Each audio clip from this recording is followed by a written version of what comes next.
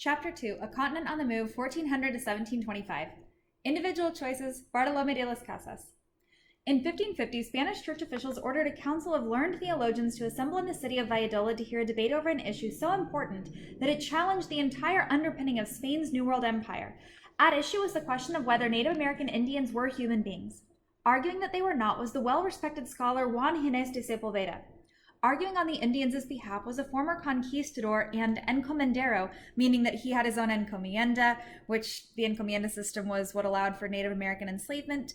This encomendero, or former encomendero, was named Bartolomé de las Casas. Las Casas embarked for the West Indies in 1502, and once there, he became a successful conquistador, earning an imperial land grant with a full complement of Indian laborers. Meeting the demands of both church and king, he taught the Indians Catholicism while he exploited their labor. Unlike many of his neighbors, Las Casas took his religious duty to them seriously. Finally, after a decade as a soldier and land baron, he took the vows to become a priest, joining the Dominican order in 1523. With their support, he began writing a history of the Spanish Empire in America. As an outgrowth, he sent a series of long letters to the Council of the Indies exposing the harsh exploitation of the natives throughout Spanish America. Las Casas then took his case personally to Spain. In 1540, he petitioned for an audience with King Charles V. As he waited for Charles to respond, he wrote a report summarizing his experiences and views. By the time he finally met Charles V, Las Casas was well prepared to argue for wholesale reform of Spanish Indian policy in America, and Charles was convinced. Charles signed a series of new laws in 1542, the Leyes Nuevas, reforming the encomienda system and placing Indian relations under church authority. To ensure that these reforms would be carried out, Las Casas was appointed Bishop of Chiapas and sent back to the New World with 40 fellow Dominicans to oversee the enforcement of the laws. Las Casas served as bishop until 1547, when hostility from landowners in America and growing opposition to humane colonization at home prompted him to return to Spain. Sepulveda, a well-respected scholar whose star was rising in court circles, was the chief spokesman for that growing opposition. Las Casas' return prompted demands for a face-off between the two, leading to the Council of Valladolid. The debate went on for a year, extending through 1550 into 1551. Speaking for Spanish investors and court-based politicians who, like himself, had never been to the Western Hemisphere, Sepulveda argued that it was impossible for Indians in the Americas to be descendants of Adam and Eve. Hence, they were, in his words, as apes are to men. As such, according to him, Indians did not deserve protection from the church. Las Casas countered with first-hand evidence, drawing on his varied experiences as a priest, historian, conquistador, and encomendero in an attempt to prove that Indians truly were human beings. See the Individual Voices feature at the end of this chapter. Despite Sepulveda's great learning and his influence at court, he lost the debate. His writings were denied official recognition by the church, whereas Las Casas' were accepted, but this official victory for Las Casas made little immediate difference. Though Sepulveda's views were rejected by the church, they were embraced by conquistadors as justification for the continuing conquest and enslavement of the native population. In arguing effectively for the recognition of Indians as human beings, however, Las Casas did establish an undercurrent of official disapproval that served as a braking mechanism against more extreme abuses of the native populations. The resulting three-way tension between those who would exploit the Indians, those who sought to protect them, and the Indians themselves would shape the colonial process and would punctuate life in the Americas for generations to come. The debate in the Council of Valladolid in 1550 focused early attention on a situation that all European colonizers would have to face. Despite Sepulveda's claims, the population native to the Americas was human. Of course, changing natural conditions and the influx of new forces, such as epidemic disease, had weakened them, but for centuries, successful European settlement continued to require Indian cooperation. Court-based scholars like Sepulveda might fool themselves into thinking that the Indians did not matter, but experienced veterans like Las Casas knew better. Conflicts with the Indians could spell disaster for vulnerable overseas colonies. Conflicts with other imperial powers could lead to disaster as well. It was virtually inevitable that other nations would join Spain in seeking a share of the wealth promised by the New World. Forced into a defensive posture and unable to fend off the ambitions of numerous European rivals, Spain had to watch as Dutch and the French carried out substantial inroads into North America. The presence of many Europeans presented both challenges and opportunities for Indians.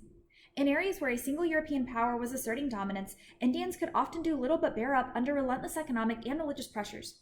Sometimes the encounter facilitated friendship, intermarriage, and the formation of complex composite societies, like with the Spanish. Sometimes it led to open hostilities and even war, like with the English.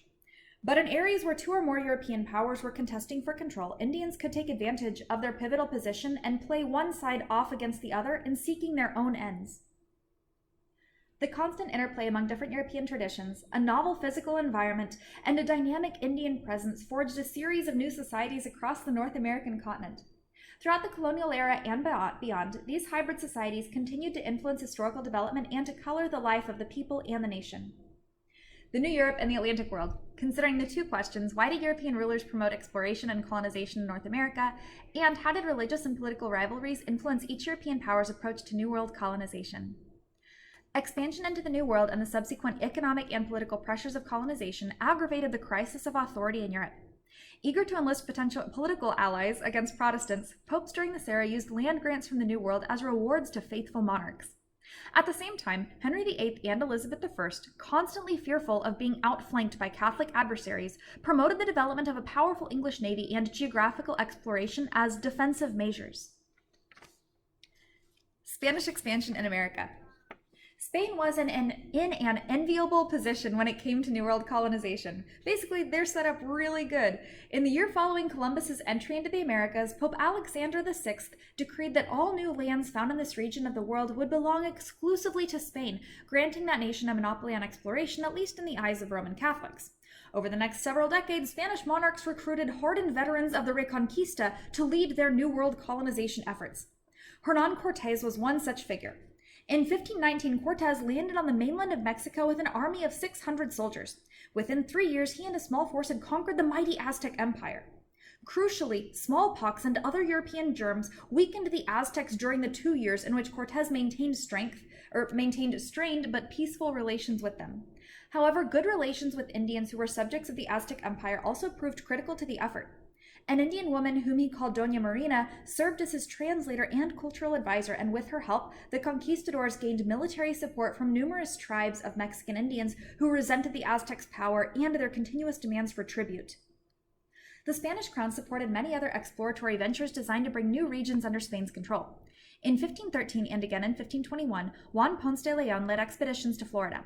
Following up on these voyages, Panfilio de Narvaez embarked on a colonizing mission to Florida in 1527. The stories that such pioneers told upon returning to Mexico led the Spanish to send Hernando de Soto to claim the Mississippi River, and he penetrated into the heart of the Mound Builders' territory in present-day Louisiana and Mississippi. 1 year later, Francisco Vasquez de Coronado left Mexico to look for 7 cities that were rumored to glitter with gold. Coronado eventually crossed what are now the states of New Mexico, Arizona, Colorado, Oklahoma, and Kansas. These explorations were but a few of the ambitious adventures undertaken by Spanish conquistadors. Coronado never found cities of gold, but other Spaniards did locate enormous sources of mineral wealth. Enslaving local Indians for labor, Spanish officials everywhere in the New World quickly moved to rip precious metals both out of the ground and out of what they characterized as heathen temples. Between 1545 and 1660, Indian and later African slaves extracted over 7 million pounds of silver from Spanish-controlled areas, twice the volume of silver held by all of Europe before 1492. In the process, Spain became the richest nation in Europe, perhaps in the world, but all would not be well because inflation will soon wreck the Spanish economy. Dreams of an English Eden. Given the stormy political and religious climate that prevailed during the 16th century, it is not surprising that Spain's early success in the New World stirred up conflict with the other emerging states in Europe. To England, France, and other European countries, the massive flow of wealth made Spanish power a growing threat that had to be checked. The continuing religious controversies that accompanied the Reformation worsened the situation. Economic, religious, and political warfare was the rule throughout the century. One of the most celebrated of these early conflicts involved Spain and England. Tension between Spain and England had been running high ever since Henry VIII had divorced his Spanish wife, Catherine of Aragon. That he quit the Catholic Church to do so and began permitting Protestant reforms in England added to the affront. Firmly wedded to the Catholic Church politically and religiously, Spain was aggressive in denouncing England. For his part, Henry was concerned primarily with domestic issues and steered away from direct confrontations with Spain or any of the other outraged Catholic countries. Henry did, however, move to bring Ireland firmly under his control through colonization and land confiscation. During the years to come, England's rulers continued a systematic policy of colonization in Ireland. In the process, British authorities instituted a new set of colonial offices and encouraged generations of military adventurers, both of which would shape and advance later ventures in North America. During the reign of Henry's younger daughter, Elizabeth, the continuing flow of New World wealth into Spain and that nation's anti-Protestant aggression led to an upturn in hostile activity. When Philip II of Spain, Elizabeth's brother-in-law and most vehement critic, sent an army of 20,000 soldiers to root out Protestantism in the nearby Netherlands, the English queen began providing covert aid to the Dutch rebels. Elizabeth also struck at Philip's most valuable and vulnerable possession, his New World Empire. In 1577, Elizabeth secretly authored English privateer, that's like a fancy word for a pirate, like a legalized pirate. You got this privateer and explorer Francis Drake to attack Spanish ships. Drake carried out his task with enthusiasm, seizing tons of gold and silver during a 3-year cruise around the world. Elizabeth was open to virtually any venture that might vex her troublesome brother-in-law. New World colonizing efforts promised to do that, and had the potential to enrich the kingdom as well. Although Elizabeth's father had confiscated and redistributed large tracts of church-owned land during his reign, farmland was becoming extremely scarce, and members of both the traditional nobility and the gentry, a class that was becoming increasingly important because of its investments in manufacturing and trading ventures, wanted more space for expansion. A relatively small island, England could acquire more territory only by carving it out of the New World. Thus, in 1578, Elizabeth granted Sir Humphrey Gilbert permission to settle 200 colonists south of the St. Lawrence River in what is now Newfoundland. One disaster after another plagued the effort, and Gilbert himself died at sea while trying to return to England. Thereafter, Gilbert's half-brother, Sir Walter Raleigh, took over the colonizing effort. This time, Elizabeth commanded Raleigh to locate farther south on the border of Spanish Florida, where an English base would facilitate raids on Philip's treasure fleets. Raleigh chose an island off the coast of present-day North Carolina. He advertised Roanoke Island as an American Eden, where, quote, "the earth bringeth forth all things in abundance as in the first creation without toil or labor." To honor his benefactor, he decided to call this paradise Virginia, a tribute to the unwed and thus officially virgin queen. In 1585, Elizabeth further angered the Spanish king by openly sending an army of 6,000 troops to aid the Dutch rebels. In the meantime, Philip was supporting various Catholic plots within England, as well as in Scotland and Ireland, to subvert Elizabeth's authority and bring down the Protestant state. As tensions increased, so too did English piracy. In 1586, Drake intensified his campaign, not only raiding Spanish ships at sea, but also attacking settlements in the Caribbean. By 1586, war between the two powers loomed. The decline of Spanish power. The enormous inflow of wealth from the New World brought Spain power that no European country since the Roman Empire had enjoyed, but such rapid enrichment was a mixed blessing. Starting in Spain and radiating outward, prices began to climb as the growth of the money supply outpaced the growth of European economies. Too much money was chasing too few goods. Between 1550 and 1600, prices doubled in much of Europe, and inflation continued to soar for another half-century. In addition, the social impact of the new wealth was forcing European monarchs to expand geographically and crack down domestically. As prices rose, the traditional landholding classes earned enormous profits from the sale of food and other necessities. Other groups fared less well. Artisans, laborers, and landless peasants, by far the largest class of people in Europe, found the value of their labor constantly shrinking. Throughout Europe, social unrest increased as formerly productive and respected citizens were reduced to poverty and begging. Overseas expansion seemed an inviting solution to the problem of an impoverished population. Sitting at the center of the new economy, Philip's Spain had the most to lose from rapid inflation and popular unrest. It also had the most to lose from New World expansion by other European nations. After all, the Pope had ordered that it all belonged to them. Philip finally chose to confront building tensions by taking a desperate gamble. He would destroy England. This ploy, he thought, would effectively remove the Protestant threat, rid him of Elizabeth's ongoing harassment, and demonstrate to the rest of Europe that Spain intended to exercise absolute authority over the Atlantic world. In the spring of 1585, when tensions were at their peak, Philip began massing what was to be the largest amphibious force Europe had ever witnessed. In 1588, Philip launched 132 warships carrying more than 3,000 cannons and an invasion force of 30,000 men. Arriving off the shores of England in July, the so-called invincible Spanish Armada ran up against small, maneuverable British defense ships commanded by Elizabeth's skilled pirate captains. Drake and his fleet harassed the Spanish ships, preventing them from launching a successful attack. Then a storm blowing down from the North Sea scattered the Spanish fleet. Though Spanish power remained great for some time to come, the Armada disaster effectively ended Spain's official monopoly over New World colonization. It also ended Spain's control over Holland, putting another trade-hungry Protestant colonizing power into play. European empires in America. Considering the questions, what similarities and differences characterized Spanish, French, and Dutch patterns of empire building in North America? What role did colonists' experiences play? And how did natural environments help shape the colonial enterprises? In the 17th and 18th centuries, Spain, France, England, and a number of other European nations vied for control of the Americas and for domination of the transatlantic trade. For reasons explained in Chapter 3, England was somewhat delayed in its colonizing efforts, and by the time it became deeply involved in New World ventures, Spain, France, and Holland had already made major progress toward establishing empires in America. These European settlements not only affected England's colonization process profoundly, but through their interactions among themselves and with the Native Americans, they also created unique societies in North America whose presence influenced the entire course of the continent's history. The troubled Spanish colonial empire.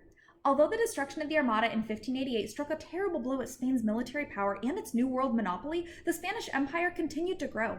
By the end of the 17th century, it stretched from New Mexico southward through Central America and much of South America into the Caribbean islands and northward again into Florida. It's worth noting here that the Treaty of Tordesillas had divided the New World into a region dominated by Spain and a region dominated by Portugal. Portugal essentially got what's modern-day Brazil, like that part of South America, and Spain got the rest, which they didn't really know what all was out there. They sort of got an ultimate winning lottery ticket from their perspective. They had not sent explorers to see exactly how far westward the coasts went, those landmasses went, but that treaty is what divided the New World. Anyways, back to the reading. Governing such a vast empire was difficult, and periodic efforts to reform the system usually failed. Two agencies in Spain, the House of Trade and the Council of the Indies, set Spanish colonial policy. In the colonies, crown-appointed viceroys wielded military and political power in each of the four divisions of the empire. The Spanish colonies set up local governments as well. Each town had a Cabildo Secular, a municipal council, as well as judges and other minor officials. The colonial administrators were appointed rather than elected, and most were envoys from Spain rather than native-born individuals. This was the topmost layer in a complicated caste system that emerged in New Spain as transplanted Europeans, their native-born offspring, both of pure Spanish and of mixed Spanish and Indian descent, Indians, and as time went on, African Americans, were sorted by racial categories and afforded rights and duties accordingly. And that's a really big point of contrast between the Spanish, the French, and the English empires. The Spanish intermarry, and they really do create this vibrant, culturally mixed society. The French will intermarry to a small extent. The English really stay away from that. Be aware of those distinctions because APUSH loves to ask about those. Over the centuries, as the layers of bureaucracy developed, corruption and inefficiency developed as well. One major source of corruption and unrest stemmed from a persistent New World problem, the shortage of labor. The Spanish had adapted traditional institutions to address the demand for workers in mines and on plantations. In Spain, work was directed by feudal landlords, Encomenderos, whose military service to the king entitled them to harness the labor of Spanish peasants. In New Spain, Indians took the place of peasants in what was called the encomienda system. Under a law passed in 1512, any time Spaniards made first contact with an Indian group, the conquistadors were required to explain to them, in Spanish of course, which I'm sure they totally understood, that they were subject to the Spanish king and to the Catholic Church, offering to absorb them peacefully. Having satisfied this requerimiento, the encomenderos gained the right to exploit the Indians' labor for 9 months each year. For his part, the encomendero paid a tax to the crown for each Indian he received and agreed to teach his workers the Catholic faith, Spanish language, and a, quote, civilized vocation. Despite some commitment to uplifting local Indians, the system in reality was brutally exploitative. As Bartolomé de las Casas reported both to the Council of the Indies and to the king himself, landlords frequently overworked their Indian serfs and failed in their civilizing responsibilities. As a result of Las Casas' appeal, the Leyes Nuevas, issued in 1542, turned Indian relations in New Spain over to the church, and priests were assigned to enforce the laws. As Las Casas discovered, however, colonists often ignored even these slim protections. The Dutch enterprise. Interestingly, it was a former Spanish colony, the Netherlands, that presented one of the most serious threats to Spain's New World monopoly. Holland's first serious claim to American territory came in 1609, when Dutch sea captain Henry Hudson sailed up a large river that he hoped would be the rumored Northwest Passage.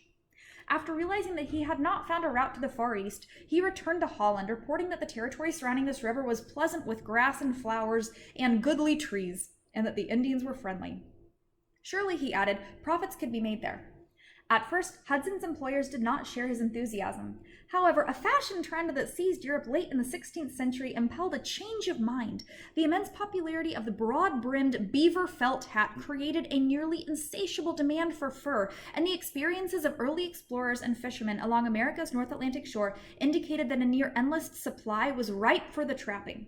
Seeking to tap into this brown gold, the nickname for beaver fur, the Dutch built Fort Orange on the Hudson River and an export station on Manhattan Island in 1614. Real Dutch efforts at New World colonization, however, did not begin until investors formed the Dutch West India Company in 1621. In 1626, the company instructed official Pieter Minuit to negotiate a lease for the entire island of Manhattan from the Manhattes Indians, but the focus remained upriver. The company did nothing to attract settlers. By 1629, only 300 colonists had spread themselves on the thin ribbon from Manhattan Island upriver to Fort Orange. This situation began to change, however, when the Dutch West India Company drew up a comprehensive business plan to maximize profits and minimize dependence on local Indians for food and other support. To encourage the agricultural development necessary to support the fur industry, the company offered huge estates called Patroonships to any company stockholder who was willing to bring 50 colonists to New Netherland at his own expense. Basically, they're trying to populate the New World. In exchange, the patroons would enjoy near feudal powers over their tenants. But few prosperous Dutchmen were interested in becoming New World barons. The colony's development came to rely instead on many poorer migrants who were drawn by unofficial promises of land ownership and economic betterment. Settlers from just about anywhere were welcome in New Netherland. The colony attracted an extremely diverse population, including German and French Protestants, free and enslaved Africans, Catholics, Jews, and Muslims.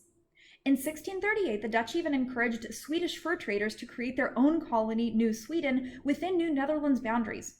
Local government in such a disparate community was a persistent problem. Although the Dutch West India Company was officially in charge, day-to-day affairs were actually run by an elite group of burghers, men in New Amsterdam whose economic and political successes gave them significant influence. To reassert its power, the company reorganized its New World operations in 1645, appointing Pieter Stuyvesant to manage all of its affairs in the Western Hemisphere. Stuyvesant immediately came into conflict with the local burghers in New Amsterdam, who in 1647 forced him to create a compromise government that gave the burghers an official voice through a council of 9 appointed representatives. 6 years later, Stuyvesant and the council created a municipal government modeled on those back in Holland. Despite this nod to democratic government, Stuyvesant ran company affairs with an iron hand, significantly tightening operations throughout the colony. In 1655, he even invaded and rooted out the Swedes, eliminating that source of dissension and competition. The French presence in America. Although France made a number of efforts to compete with Spain's New World projects during the 16th century, Spanish power was sufficient to prevent any major success. For example, when a force of French Protestants established a colony in Florida in 1564, Spanish authorities sent an army to root them out. This led to increased Spanish vigilance, prompting Pedro Menendez de Aviles to build the city of St. Augustine the following year. St. Augustine would be the first permanent English settlement up here in North America. Unable to penetrate Spain's defenses in the south, the French concentrated their efforts farther north. In 1599, French Protestants facing an increasingly discriminatory environment at home began to seek investment opportunities in the New World. Pierre Chauvin and Pierre Dugua de Mons established a year-round trading post at Tadoussac, northeast of the eventual site of Quebec City. De Mons went back to France, but in 1604 he returned with Samuel de Champlain to establish a string of settlements in what would be called New France. In 1608, de Mons and Champlain founded the city of Quebec and formed an enduring alliance with the Huron Indians. 2 years later, King Henry IV was assassinated, setting off a wave of religious violence in France and destabilizing the French settlement in America. Over the next decade, French colonial authorities took little interest in overseas enterprises. I want to skip up real fast now and read It Matters Today, the felt hat fad. Remember reading about that brown gold just a few minutes ago? Changes in fashion come and go, and we seldom give much thought to them as being historically significant. But the sudden popularity of felt hats in the late 16th century had a profound impact on not just America's history, but on the history of the entire world. The flood of new wealth flowing into Europe from America permitted people of means, not just the nobility, but the landed gentry, and even urban craftsmen and small business owners, to keep up with the latest fashions. Being in style became increasingly important to status-conscious merchants, manufacturers, and other beneficiaries of the New World boom. Demand for the beaver fur to make the felt became so steep that virtually the entire population of Old World beavers was wiped out, and entire industries arose in France, the Netherlands, Great Britain, and Russia to import this brown gold from the Americas. Fur drew Europeans up virtually every waterway in North America, leading to the founding of many of the most prominent cities in America today. It is safe to say that without this seemingly silly fashion trend, little in the U.S. would be as we know it today. Another important trade item during this era was deerskins. If you want, you can research the demand for deerskins and then discuss what this tells us about socioeconomic changes during this era. Or you could consider identify a current fashion trend and discuss its impact on global society. What differences do you think this trend will make on the future? Think of things like fast fashion today. Finally, in 1627, French minister Cardinal Richelieu chartered the Company of New France, awarding licenses to a group of the king's favorites to establish plantations in Canada, but the venture failed to attract much interest. Frustrated by the lack of profits, Richelieu organized the company in 1633, dispatching Champlain with 3 ships of supplies, workmen, and soldiers who, it was hoped, would breathe new life into the colony. In its new form, the company ignored the government's demands that it establish agricultural settlements and focused instead on the fur trade. Setting up posts in Quebec, Montreal, and a few more remote locations, the company became the primary outfitter of and buyer from the Coureurs des bois. Coureurs des bois, by the way, runners of the woods. They're independent French fur traders. They live among Indians and then sell furs to the French. But these, I'm just going to call them boys here, amassed huge profits by reselling the furs in Europe. After Richelieu's death in 1642, Queen Mother and French Regent Anne of Austria acted on complaints filed by both fur trade investors and Jesuit missionaries that the Company of New France was not governing effectively. She chose to empower a new company, the Community of Habitants of New France, with a monopoly on the fur trade and the privilege of granting land claims. Then, in 1647, Anne approved the formation of a council that consisted of the governor, the local director of the Jesuits, the colony's military commandant, and 3 elected officials. Meanwhile, the Company of New France continued technically to own the land and retain the power to appoint the governor and court officials in the colony. Local authorities managed most of the colony's affairs until 1663, when the Crown began to intervene seriously in Canada. Having taken the functions of state into his own hands, young Louis XIV gave his finance minister, Jean-Baptiste Colbert, considerable authority over all monetary matters, including colonial enterprises. Seeking to make New France more efficient and to increase its contributions to the empire at large, Colbert founded the Company of the West, modeled on the highly successful Dutch West India Company. He also revoked the land titles held by the Company of New France, putting them directly into the king's hands, and he overturned the political power of the Community of Habitants, making New France a royal colony. In 1673, a French expedition led by Louis Joliet and Jacques Marquette set out on a systematic exploration of New France's many waterways. They discovered what appeared to be a major river, but it fell to Robert Cavelier, Sieur de la Salle, to prove the strategic and economic value of that discovery.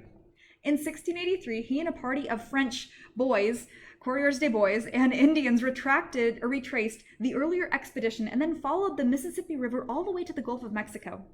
La Salle immediately claimed the new territory for Louis XIV of France, naming it Louisiana in his honor. In 1698, the king sent settlers to the lower Mississippi Valley under the leadership of Pierre Le Moyne d'Iberville, who in 1699 raised Louisiana's first French fort near present-day Biloxi, Mississippi. In 1718, French authorities built the city of New Orleans to serve as capital of the new territory. The acquisition of Louisiana was a major accomplishment for La Salle and for France. The newly discovered riverway gave the French a rich, untapped source of furs, as well as an alternative shipping route, allowing them to avoid the cold, stormy North Atlantic. Also, if an agricultural venture could be started in the new territory, it might serve as an inexpensive source of supplies to support both the fur trade in Canada and France's sugar plantations in the Caribbean. In the wider world, Russia's American frontier. As Western European nations were expanding throughout the Atlantic world, another empire was closing in on the Americas from the opposite direction. Responding to the global demand for furs, Russia engaged in massive eastward expansion to trap valuable fur-bearing animals in Siberia. Although the historical record is murky, it appears that Russian explorer Simon Ivanovich Dezhnyov may have accidentally stumbled upon Alaska in 1648, but it was not until 1733 that Peter the Great sent a formal expedition under Vitus Bering to explore the region. Though the expedition ended in disaster, the existence of Alaska and its wealth in furs was verified. Over the next 60 years, Russian fur hunters penetrated farther and farther into North America, not only in Alaska, but down the Pacific coast all the way to California. Though its boundaries were fuzzy and certainly challenged by other nations, Russia incorporated the entirety of its new discoveries by imperial decree in 1799, creating the province of Russian America. Indians and the European Challenge. Considering the 2 questions, how did changes in the natural environment affect Indian societies during the early colonial period? And how did the arrival of Europeans influence continuing adaptations by Native American groups? Native Americans did not sit idly by while European powers carved out empires in North America. Some joined the newcomers, serving as advisors and companions. Others sought to use the Europeans as allies to accomplish their own economic, diplomatic, or military goals. Still others, overwhelmed by the onset of European diseases and shifting population pressures, withdrew into the interior. The changes in Native America created both obstacles and opportunities, giving shape to the patterns of expansion and conflict that characterized the colonial world. The Indian frontier in New Spain. Indian assistance had been critical in Spain's successful campaign against the Aztecs. Groups who had been forced to pay tribute to the Aztec Empire gladly allied themselves with the Spanish in what the natives perceived as an opportunity to win their independence. Their hopes were soon dashed when the Spanish simply replaced the Aztecs as the new lords of a tributary empire. Once Spain's New World Empire was firmly rooted, Spanish expansion met little native resistance until 1598, when a particularly brutal conquistador named Don Juan de Onate led a large expedition to the Rio Grande region of New Mexico. When some pueblos resisted Oñate's efforts to impose Spanish culture and religion, the conquistador chose to make an example of Acoma Pueblo. After his troops subdued the pueblo, Oñate ordered 800 Indians executed and made slaves of the nearly 700 survivors, mostly women and children. In addition, each male survivor over the age of 25 had 1 foot chopped off to prevent his escape from slavery. 2 Hopi Indians who were visiting Acoma at the time had their right hands cut off and then were sent home as examples of the price of resistance.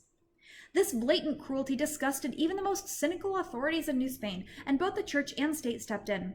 Oñate was removed, and the surviving Indians were placed under joint military and religious protection.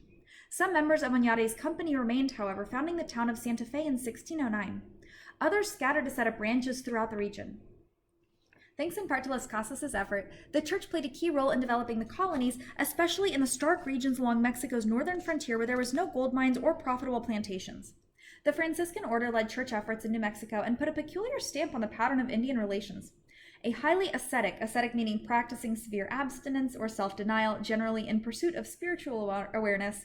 This highly ascetic and disciplined order, the Franciscans, were particularly offended by the Pueblo religion and lifestyle. Indian ceremonies that involved various types of traditional religious objects smacked of idolatry to the Franciscans, and the priests embarked on a wholesale effort to destroy every vestige of the Indians' religion. The priests also interfered in the most intimate social aspects of Pueblo life, imposing foreign ideas about sexual relations and family structure, and punishing most of the Pueblos' traditional practices as sinful. After nearly a century of enduring these assaults on their most fundamental values, the Pueblos struck back. In 1680, a traditional leader named Pope led an uprising that united virtually all of the Indians in New Mexico against Spanish rule. The Pueblo Revolt left 400 Spaniards dead as the rebels captured Santa Fe and drove the invaders from their land. It was not until 1689, so 9 years after it started, that troops moved back into the region and over the next several years waged a brutal war to recapture the territory. The fighting continued off and on until the end of the century, but Spanish settlers began returning to New Mexico after the recapture of Santa Fe in 1693. The Indian world in the southeast. Members of Spanish exploring expeditions under such would-be conquistadors as Ponce de Leon and Hernando de Soto were the first Europeans to contact the mound builder societies and other Indian groups in the southeast. Although their residential and ceremonial centers impressed the Spaniards, these Mississippian agricultural groups had no gold and could not be easily enslaved. The conquistadors moved on without attempting to force Spanish rule or the Catholic religion on them. Given sufficient incentive, however, the Spanish were quick to strike at Indian independence and culture. In Florida, for example, the need to protect Spanish ships from French settlers led Spain to establish garrisons such as St. Augustine. With this and other similar military posts in place, Jesuit and Franciscan missionaries ranged outward to bring Catholicism to Indians in the region. By 1600, they had established missions from the Gulf Coast of Florida all the way to Georgia. Although the Spanish presence in the region was small, its impact was enormous. The Spanish introduced European diseases into the densely populated towns in the Mississippi River region. Epidemics wiped out entire Native American civilizations and forced survivors to abandon their towns and entirely modify their ways of life. Certain groups, among them the Cherokees and Creeks, formed village-based economies that combined agriculture, hunting, and gathering.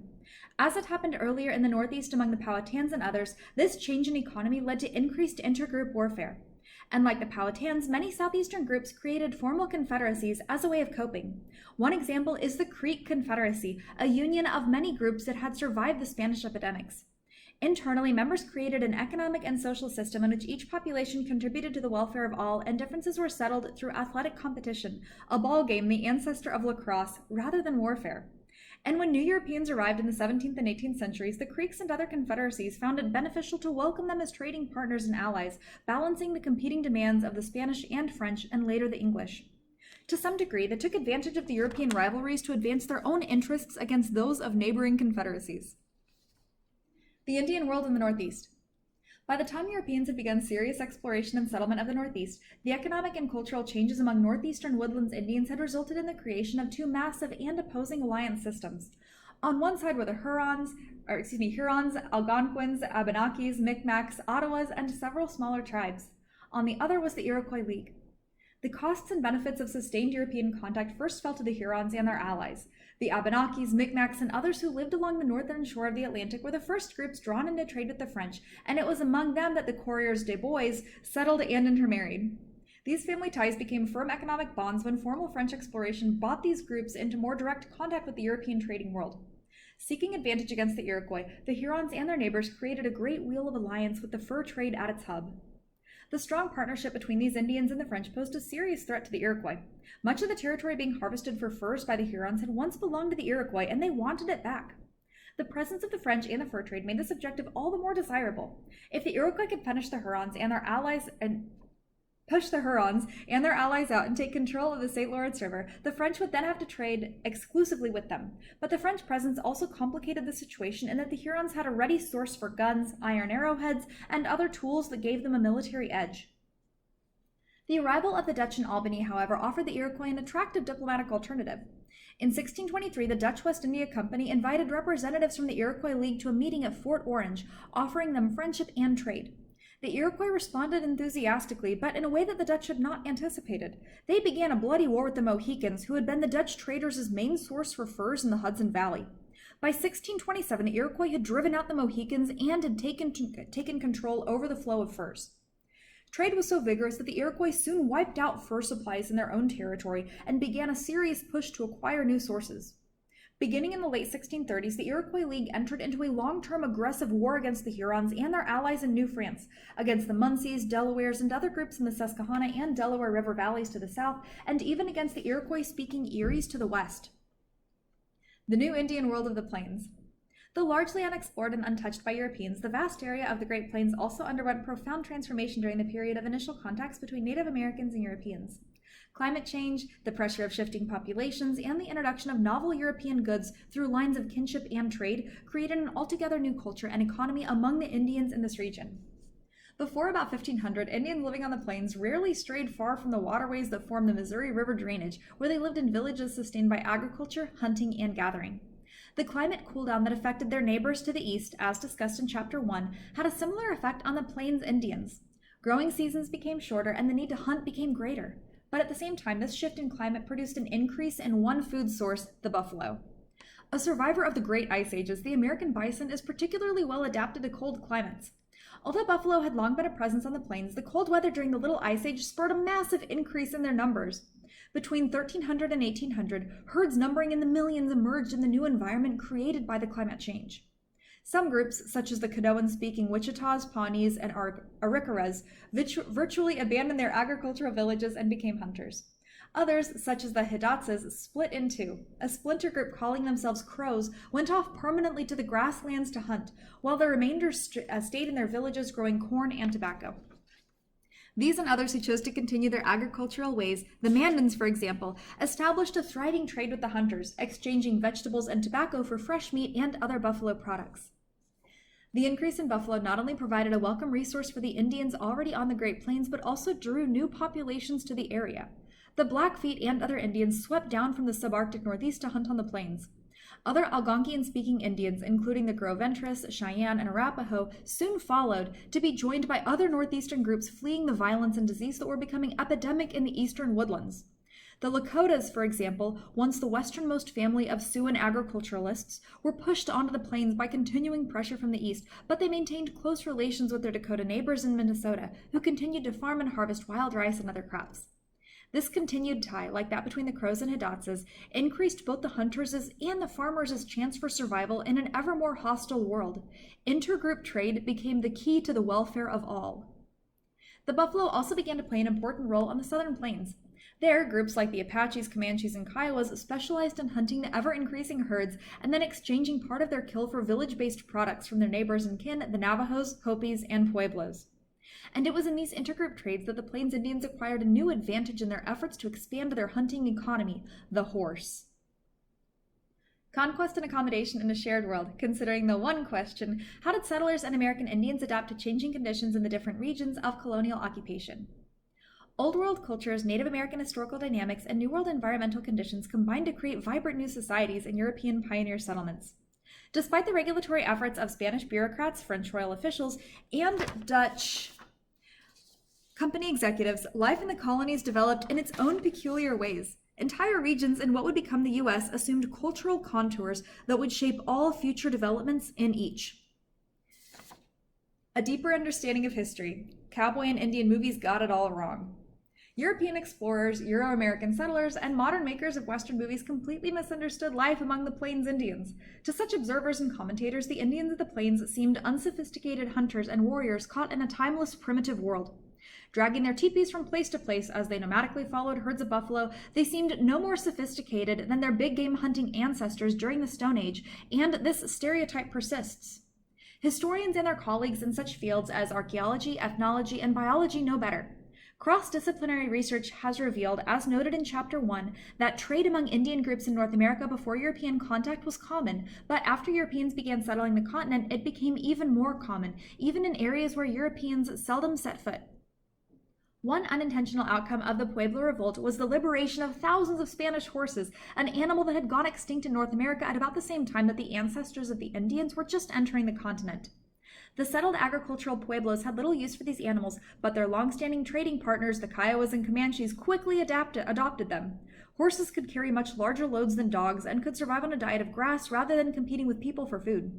In less than a generation, horses became a mainstay of the buffalo hunting cultures on the southern plains.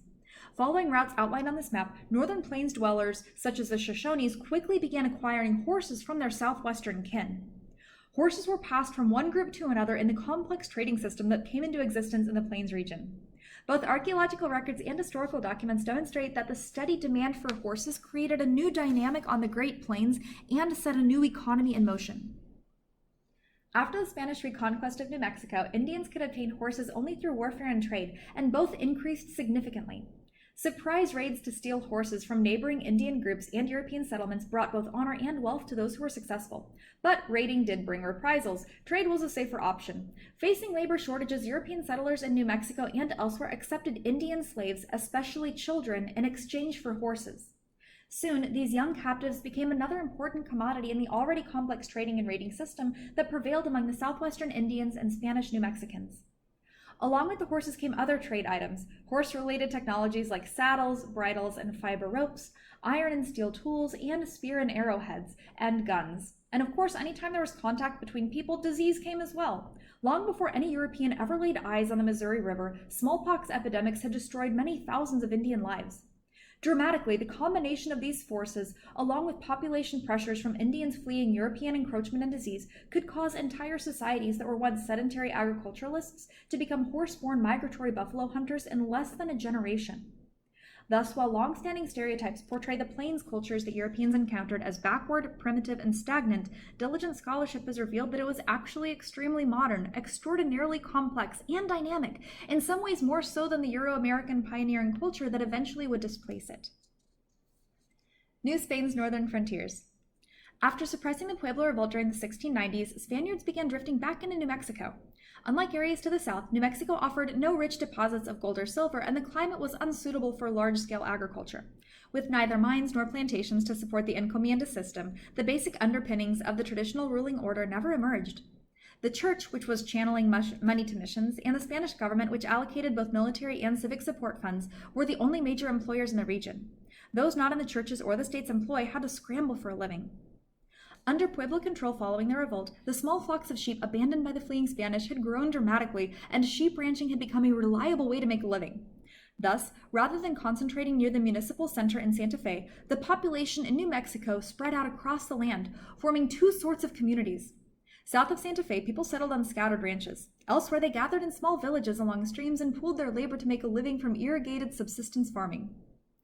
Like colonists elsewhere in Spain's New World Empire, the New Mexico colonists were almost entirely male. Isolated on sheep ranches or in small villages, these men sought Indian companionship and married into local populations. These marriages gave birth not only to a new hybrid population, but also to lines of kinship, trade, and authority that were in sharp contrast to the imperial ideal. For example, when Navajo or Apache raiding parties struck, ranchers and villagers turned to their Indian relatives for protection rather than to Spanish officials in Santa Fe. In this frontier world, unlike the rest of Hispanic America, a man's social status came to depend less on his Spanish connections than on his ability to work effectively in the complicated world of kinship that prevailed in the Indian community. The people who eventually emerged as the elite class in New Mexico were those who best perfected these skills. Under their influence, Santa Fe was transformed from a traditional mission and imperial town into a cosmopolitan frontier trading center.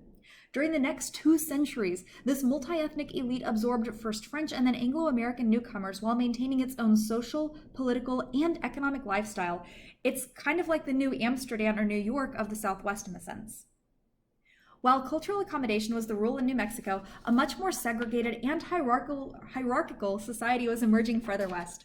Systematic Spanish exploration into California did not begin until the 18th century, when Russian expansion into the region prompted the Spanish to begin moving northward. Garrisons were established at San Diego and Monterey in 1769 and 1770.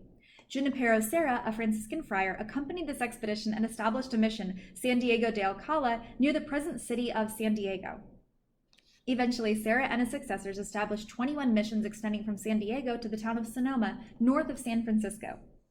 The mission system provided a framework for Spanish settlement in California. Established in terrain that resembled the hills of Spain, the missions were soon surrounded by groves, vineyards, and lush farms. California Indians were exploited to provide the labor needed to create this new landscape. The missionaries often forced them into the missions, where they became virtual slaves. The death rate from disease and harsh treatment among the mission Indians was terrible, but their labor turned California's coastal plain into a vast and productive garden. The Dutch settlements. As noted above, the easygoing community in New Amsterdam appealed to many groups in Europe who were experiencing hardship in their own countries, but who, for one reason or another, were unwelcome in the colonies of their homelands. French Protestants, for example, were experiencing terrible persecution in France, but were forbidden to go to Canada or Louisiana. Roman Catholics, Quakers, Jews, Muslims, and a variety of others also chose to migrate to New Netherland. Most of the colonists settled on small farms, called boeries in Dutch, and engaged in the same agricultural pursuits as they had practiced in Europe. Thus, New Netherland was dotted with little settlements, each having its own language, culture, and internal economy. Farming was the dominant activity among the emigrants, but some followed the example of the French coureurs de bois and went alone or in small groups into the woods to live and trade with the Indians. Called Bosch loopers, these independent traders traveled through the forests, trading cheap brandy and rum for Indian furs, which they then sold for enormous profits. Although both tribal leaders and legitimate traders complained about such illegal activities, company officials could not control them. In fact, the Dutch West India Company was unable to control much of anything in New Netherland. The incredible diversity of the settlers no doubt contributed to this administrative impotence. For example, Dutch law and company policy dictated that the Dutch Reformed Church was to be the colony's official and only religion, but instead of drawing everyone into one congregation, the policy had the opposite effect. As late as 1642, not a single church of any denomination had been planted. Poor leadership and unimaginative policies also contributed to the general air of disorder. Following Peter Minute's dismissal by the company in 1631, a long line of incompetent governors ruled the colony. In the absence of any legislative assembly or other local body to help keep matters on track, for years one bad decision followed another. It took a major reorganization by the West India Company and its appointment of Peter Stuyvesant in 1645 to turn the colony around. Life in French Louisiana. France's colony in Louisiana had many of the same qualities and faced many of the same problems as Holland's and Spain's North American possessions. Like most European settlements, Louisiana suffered from a critical shortage of labor, leading first to dependence on the Indians and eventually to the wholesale adoption of African slavery. And like all Europeans who settled in North America, Louisianans found themselves embroiled in a complicated Native American world that usually defied European understanding. This really is a new world. Despite the territory's strategic location, fertile soils, and fur-bearing animals, few Frenchmen showed any interest in settling there. In the first years of the colony's existence, the population consisted primarily of 3 groups. First as military men who were generally members of the lower nobility. Second as coureurs de bois from Canada looking for new and better sources of furs. And third are French craftsmen seeking economic independence in the New World. The men in each group had little in common with those in the other groups, and more importantly, none had knowledge of or interest in food production. In the absence of an agricultural establishment, the small number of settlers in Louisiana had to depend on imported food. At first, ships from France carried provisions to the colonies, but war in Europe frequently interrupted this source. In desperation, the colonists turned to the Indians. The Natchez, Chickasaws, and Choctaws were all close by and well provisioned, meaning they got a lot of food and supplies. The Chickasaws refused to deal with the French, and the Natchez, divided into quarreling factions, were sometimes helpful and sometimes hostile. But the Choctaws, locked into a war with the Chickasaws and a tense relationship with the Natchez, found the prospect of an alliance with the French quite attractive. In the realignment process, the Choctaws helped to shape France's Indian policies and expansion plans. For example, they were able to convince the French to expand onto Natchez land rather than into Choctaw territory. When the Natchez resisted French incursion, the Choctaws helped their European allies destroy the tribe. The Choctaws also assisted the French in a 30-year-long conflict with the Chickasaws, though with less success. Despite the Choctaw Alliance, which guaranteed ample food supplies and facilitated territorial acquisitions, Louisiana remained unappealing to Frenchmen.